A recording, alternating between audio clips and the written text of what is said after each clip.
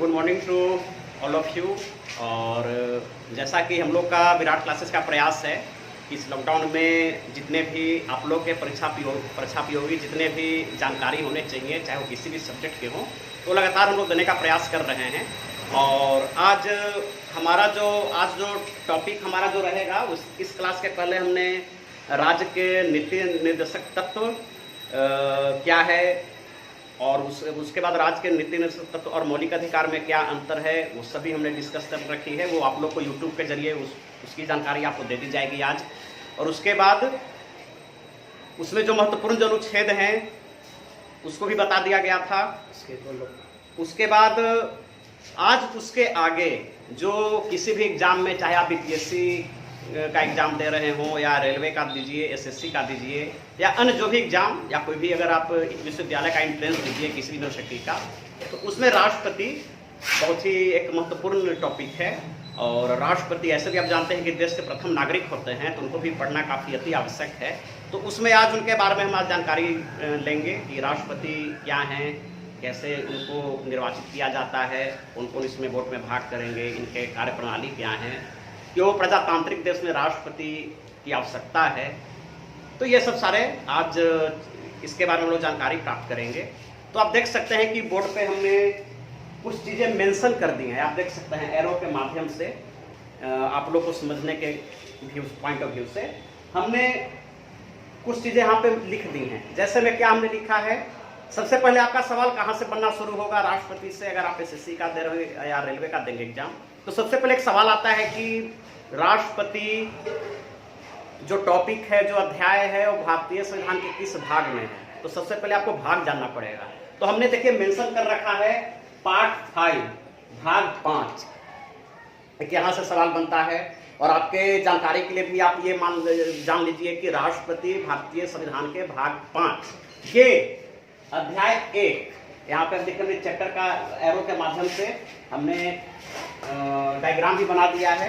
ये अध्याय 1 में मतलब कि भारतीय संविधान के भाग 5 ये अध्याय 1 में राष्ट्रपति के बारे में विवरण दिया गया है, राष्ट्रपति के बारे में जानकारी दी गई है। ये आप जानिए। अब किसी भी प्रजातांत्रिक देश में राष्ट्रपति की बहुत ही महत्वपूर्ण भूमिका होती है, क्योंकि राष्ट्रपति देश के प्रथम नागरिक होते हैं। कोई भी अगर देश का व्यापार होता है या कुछ भी अगर कोई सरकारी कोई अगर कार्य होते हैं, तो वहाँ के राष्ट्रपति के नाम पे ही होते हैं। इसलिए आपके यहाँ जो राष्ट्रपति का जो पद है, एक जो स्थान है, काफ़ी गौरवशाली है। और इसमें उसी व्यक्ति को बनाया जाता है कि जो इस राष्ट्रपति के बनने के लिए उपयुक्त हों। तो ये सब सारी चीज़ें वो मतलब कि रखी जाती हैं। उसके बाद क्या है कि पार्ट 5 चैप्टर नंबर 1 प्रेसिडेंट के बारे में डिस्क्रिप्शन आपका दिया हुआ है। उसके बाद है परीक्षा उपयोगी महत्वपूर्ण जानकारी। तो सबसे पहले आपको ये जानना है कि परीक्षा में या भारतीय संविधान में राष्ट्रपति के बारे में चर्चा कहाँ से की गई है, कहाँ से कहाँ तक की गई है। तो सबसे पहले अनुच्छेद 52 अगर आप देखेंगे, चाहे आप स्पीडी का देख ले किताब, या मान लीजिए और आपके पास जो किताबें होंगी घुसंट की होंगी, अन्य जो भी किताबें होंगी, तो उसमें दिया भी आपका रहेगा कि अनुच्छेद 52 से राष्ट्रपति के बारे में डिस्क्राइब किया गया है, उनके बारे में बताया गया है। तो सबसे पहले आपको ये जानना है।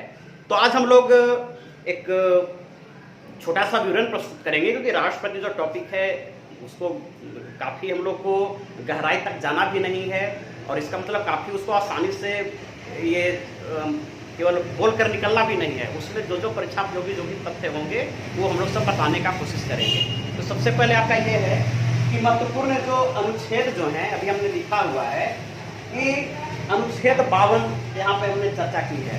अनुच्छेद 52 में बताया गया है कि भारत का एक राष्ट्रपति होगा, there shall be a president of India. यहाँ पे शैल वर्ड का यूज है, मतलब कि राष्ट्रपति का होना आवश्यक है। राष्ट्रपति के बिना आपका काम नहीं चलेगा। आप इंग्लिश ग्रामर में पढ़े होंगे शैल और मे, तो आर्टिकल 52 में शैल का यूज किया गया है, मतलब कि ये मैंडेटरी है, राष्ट्रपति का होना आवश्यक है। ये आप नहीं कह सकते हैं कि बिना राष्ट्रपति का देश का कामकाज चले।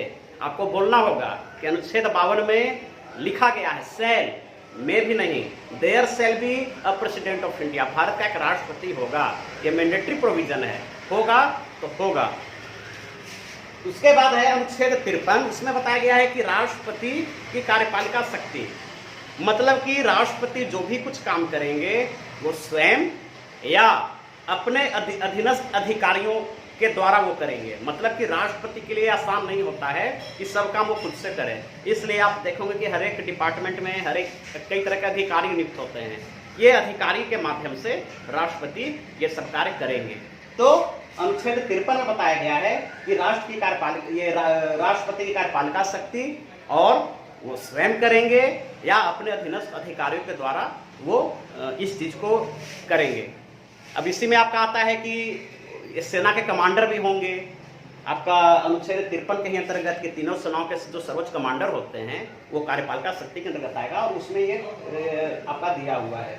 उसके बाद अनुच्छेद 54 चुनाव, इनका भाई चुनाव कौन हो, कैसे होगा, इस चुनाव में कौन कौन से भाग लेंगे, क्या हम आप लेंगे। अब इसमें आपको दो चीजें जाननी है कि आपके यहाँ जो दो तरह के इलेक्शन होते हैं, प्रजातांत्रिक देशों में दो तरह के इलेक्शन होते हैं, एक होते हैं डायरेक्ट इलेक्शन प्रत्यक्ष चुनाव और दूसरा होता है इनडायरेक्ट इलेक्शन अप्रत्यक्ष चुनाव। डायरेक्ट इलेक्शन में क्या होता है कि जनता चुनाव में भाग लेती है और वो अपने प्रतिनिधि को चुनती है। अगर आपके यहाँ लोकसभा का चुनाव हो, उसके बाद अगर आपके यहाँ विधानसभा का चुनाव हो, तो आप देखेंगे कि उसमें खुद हम और आप एक लंबी कतार में लगते हैं और एक हम लोग गुप्त मतदान करते हैं। चुनाव का एक ये भी मकसद होता है कि गुप्त मतदान, एक मतदान वन वोट और वो भी सीक्रेट हो, गुप्त हो, ये नहीं कि हम लोग बोल देंगे कि भैया हम उसको देके आ रहे हैं, वो भी गुप्त रखा जाता है, तो गुप्त मतदान। तो ये हो गया प्रत्यक्ष जो चुनाव आपके यहाँ होता है उसका ये एक क्राइटेरिया है। और प्रत्यक्ष चुनाव में क्या होता है, जिसको हम लोग इनडायरेक्ट इलेक्शन बोलते हैं, कि जिसमें जनता भाग नहीं लेती है, जनता के द्वारा जो चुने हुए जो प्रतिनिधि होते हैं वो उसमें वोट करते हैं किसी भी प्रत्याशी को जिताने के लिए। तो राष्ट्रपति का जो भारत में जो राष्ट्रपति का जो चुनाव होता है वो होता है अप्रत्यक्ष चुनाव, इनडायरेक्ट इलेक्शन, जिसमें हम और आप भाग नहीं लेते हैं चुनाव में, हम आप वोट करने नहीं जाते हैं, उसमें हमारे द्वारा जो जनता, हमारे द्वारा जो प्रतिनिधि चुने हुए रहते हैं वो वोट करते हैं। अब हमारे द्वारा कैसे कैसे प्रतिनिधि चुने हुए रहते हैं, तो आप देखेंगे विधानसभा में हम लोग अपने प्रतिनिधि को भेजते हैं, जो राज्यों की विधानसभा में जो रहते हैं एज अ एमएलए जिसको बोलते हैं, हिंदी में विधायक बोलते हैं, इंग्लिश में मेंबर ऑफ लेजिस्लेटिव असेंबली बोलते हैं। आप देखोगे एमपी जो होते हैं मेंबर ऑफ पार्लियामेंट, सांसद बेसिकली जो होते हैं लोकसभा के, तो वो ये सब में वोट करते हैं मने फिर जनता के द्वारा। तो आपको 54 में जानना है कि 54 में कौन कौन से वोट करते हैं, कौन कौन से वो व्यक्ति हैं जो वोट करते हैं।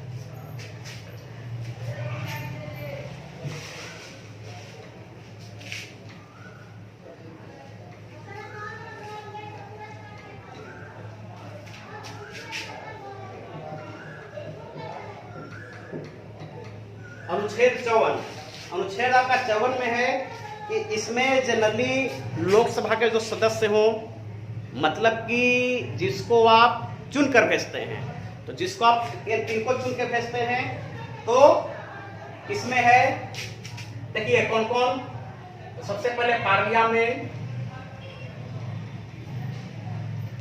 मतलब कि संसद में क्या हो गया, लोकसभा, राज्यसभा।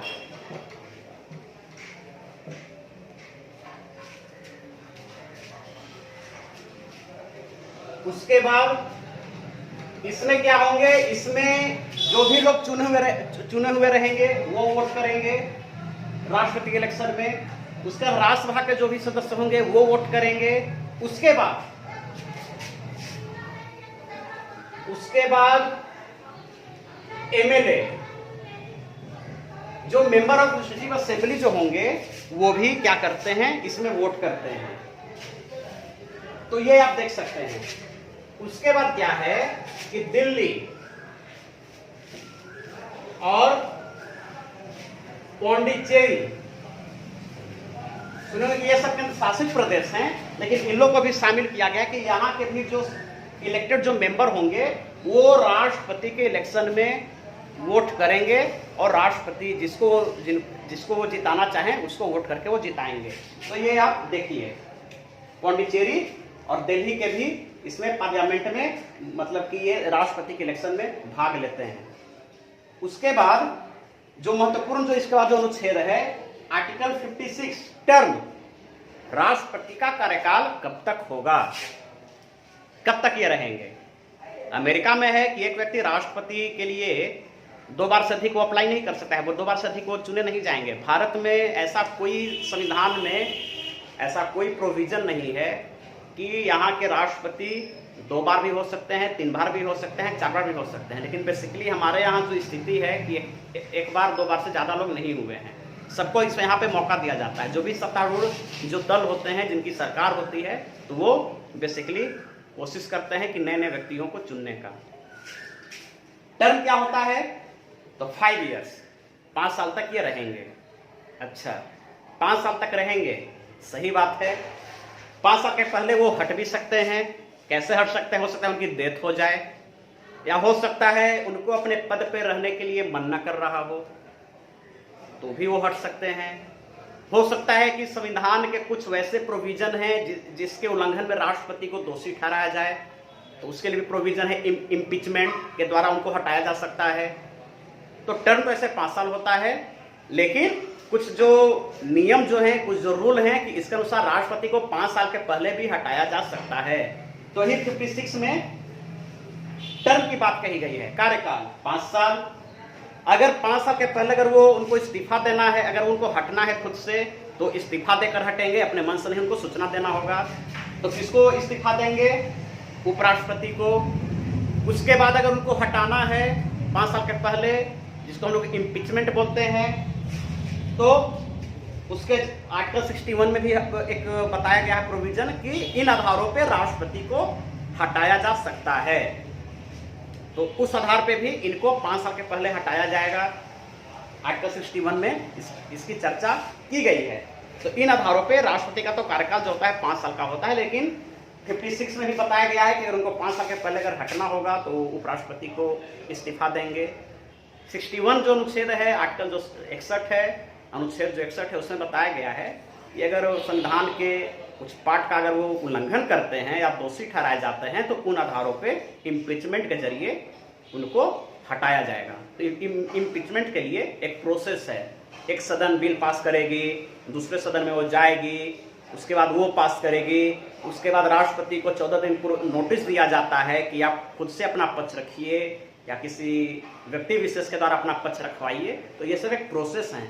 मतलब कि आप बिना उनका पक्ष सुने, भारतीय संविधान में एक और चर्चा की गई है अनुच्छेद 21 में। हमने बताया था कि अनुच्छेद 21 को backbone of the Indian constitution बोलते हैं, भारतीय संविधान की रीढ़ की हड्डी। तो अनुच्छेद 21 में एक चर्चा की गई है नैसर्गिक न्याय, नेचुरल जस्टिस। तो नैसर्गिक न्याय में क्या होता है कि आपको जब भी फैसला देना हो तो दोनों पक्षों को सुनने के बाद दीजिए। ये नहीं कि एक पक्ष को ही सुनिए और दूसरे पक्ष को आप इग्नोर कर दीजिए, उसको आप सुनिए ही मत। तो नेचुरल जस्टिस का ये भी है। इसलिए आप देखते होंगे कोर्ट में, जब आप कोई व्यक्ति कोर्ट में जाता है तो वादी को भी सुनता है, प्रतिवादी को भी सुनता है, एक्यूज्ड पर्सन को भी सुना जाता है, विक्टिम पर्सन को भी सुना जाता है। ये तो नहीं होता कि जस्ट आप केवल जो पीड़ित होंगे उनकी बातों को सुनते हैं, जो क्राइम किया उसकी बातों को नहीं सुना जाता है।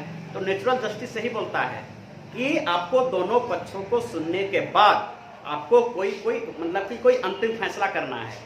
तो राष्ट्रपति को अगर हम हटाएंगे तो केवल उनके ऊपर इल्जाम लगा देना कि आप ऐसा काम किया इसलिए आपको हटा दिया जाएगा, नहीं।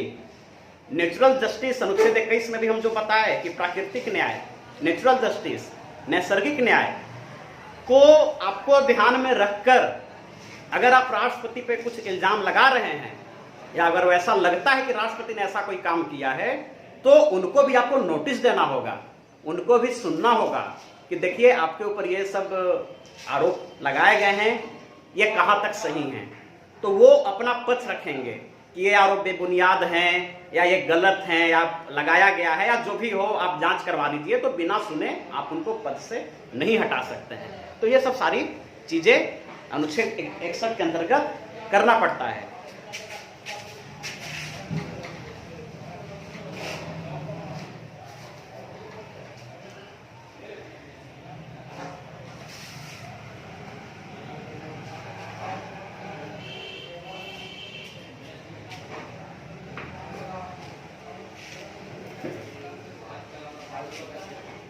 उसके बाद आर्टिकल 58 में बताया गया है क्वालिफिकेशन,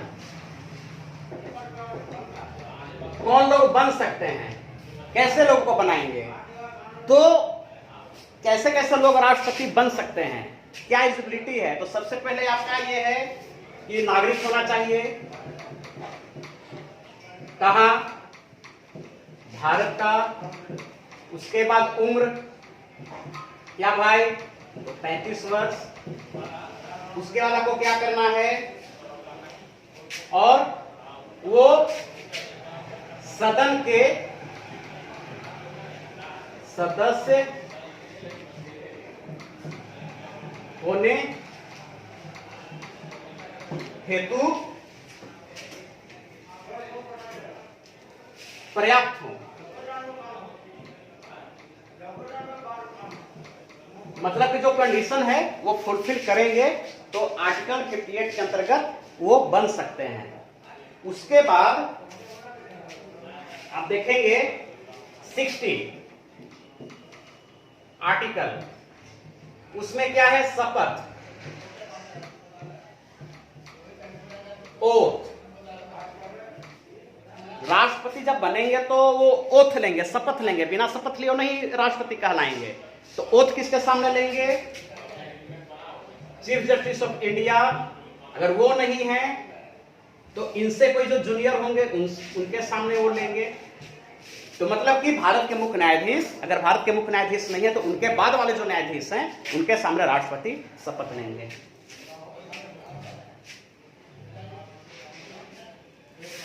उसके बाद आपका जो है अनुच्छेद जो है आपका 61, जो बहुत अनुच्छेद जो 61 जो है, आर्टिकल 61 बहुत ही इंपॉर्टेंट है, जिसको हम लोग अभी हम चर्चा भी किए, महाभियोग। आर्टिकल 61 महाभियोग, महाभियोग। तो सबसे पहले क्या है, आपको अनुच्छेद 21 के अंतर्गत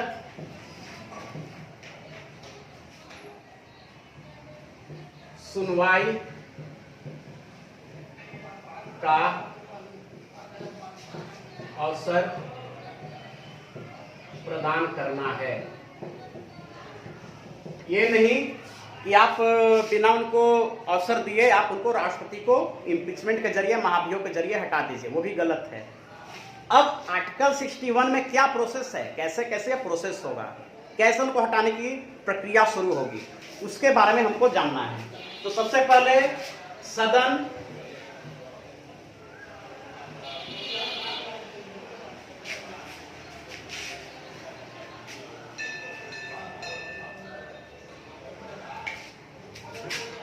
कौन सा सदन, संसद का सदन।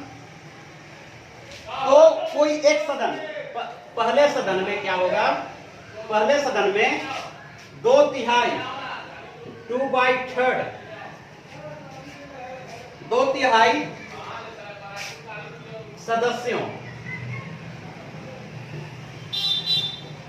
द्वारा महाभियोग लाने के लिए सदन के, संसद के कोई भी सदन द्वारा 2/3 सदस्यों द्वारा इनको क्या किया जाएगा कि संसद के कोई भी सदन, जो सदन ला रहा है महाभियोग की जो विषय जो उठा रहा है, वहां के 2/3 सदस्यों द्वारा वो प्रस्ताव पारित किया जाएगा।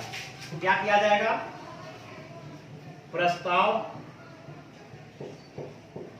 पारित कर दिया गया। अब क्या होगा, यहां से प्रस्ताव पारित करने के बाद वो दूसरे सदन में जाएगा, फिर दूसरे सदन में प्रस्ताव जाएगा। मतलब कि एक सदन अगर 2/3 वहां के किसी भी लोकसभा पार्लियामेंट के जो कोई भी एक जो सदन होगा वहाँ के 2/3 सदस्यों के द्वारा प्रस्ताव पारित किया जाएगा और फिर वो संसद के दूसरे सदन में जाएगा और दूसरा सदन जो होगा वो जांच करती है ये जो प्रस्ताव पारित किया गया है वो सही है या गलत है, क्या कारण है, उसमें ये चर्चा की जाएगी। और दूसरा सदन भी अगर जांच करने के बाद लगता है कि ये आरोप जो लगाए गए हैं सही हैं, तो वो भी 2/3 सदस्यों के द्वारा पारित करके महाभियोग की जो प्रक्रिया होगी वो चालू कर दी जाएगी। तो आप देख सकते हैं कि राष्ट्रपति एक बहुत ही एक संवैधानिक ये एक पोस्ट है, संवैधानिक एक पद है। तो आप इतना भी आसान नहीं होता है कि आप उनको हटा दीजिए, उसके लिए एक प्रक्रिया है और आप एक जटिल प्रक्रिया इसको कह सकते हैं कि केवल मात्र आरोप लगा देने से राष्ट्रपति हटते नहीं हैं, उसके लिए प्रक्रिया है और पूरी प्रक्रिया आपके अनुच्छेद 61 में इसके बारे में बताया गया है। तो ये आपका हो गया। उसके बाद क्या है, अब हमको जानना है कि अब जो एग्जाम में जो पूछे जाते हैं कि राष्ट्रपति के कार्य क्या क्या हैं, किस किस तरह के वो कार्य करते हैं, उनके फंक्शन क्या हैं। अगर कोई पॉलिटिकल साइंस के स्टूडेंट होंगे जो बीए कर रहे होंगे, एमए कर रहे होंगे, तो उसमें पूछा जाता है कि discuss the main function of the president of India, या और पूछे जाएंगे कि भारत का राष्ट्रपति एक संवैधानिक पद है, तो जो महाभियोग की जो प्रक्रिया है उसको आप समझाइए। तो आपको अनुच्छेद 61 का पूरा हवाला देते हुए वहां पे आपको एग्जाम में लिखने पड़ेंगे।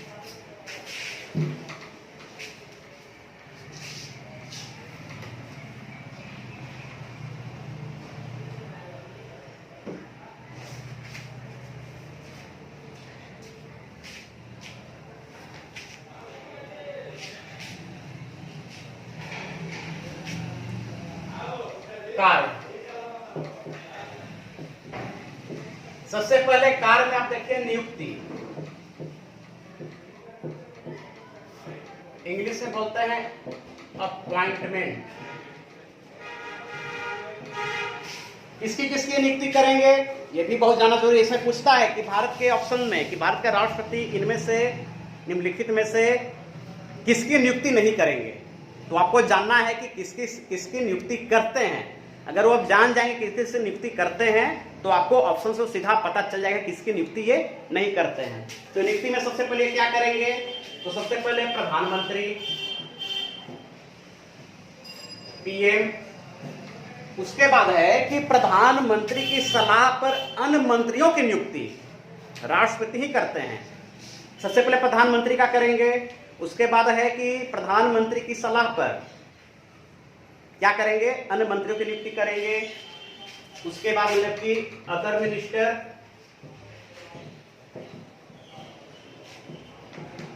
मिनिस्टर्स, उसके बाद महान्यायवादी, इनकी भी नियुक्ति आपके राष्ट्रपति ही करते हैं। उसके बाद नियंत्रक, महालेखा परीक्षक, उनके भी नियुक्ति राष्ट्रपति ही करते हैं। अपॉइंटमेंट की हम बात कर रहे हैं, इलेक्शन के नहीं, अपॉइंटमेंट। और अपॉइंटमेंट मतलब नियुक्ति। उसके बाद आप देख लीजिए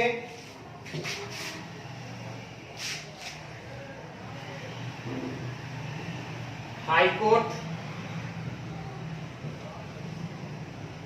सुप्रीम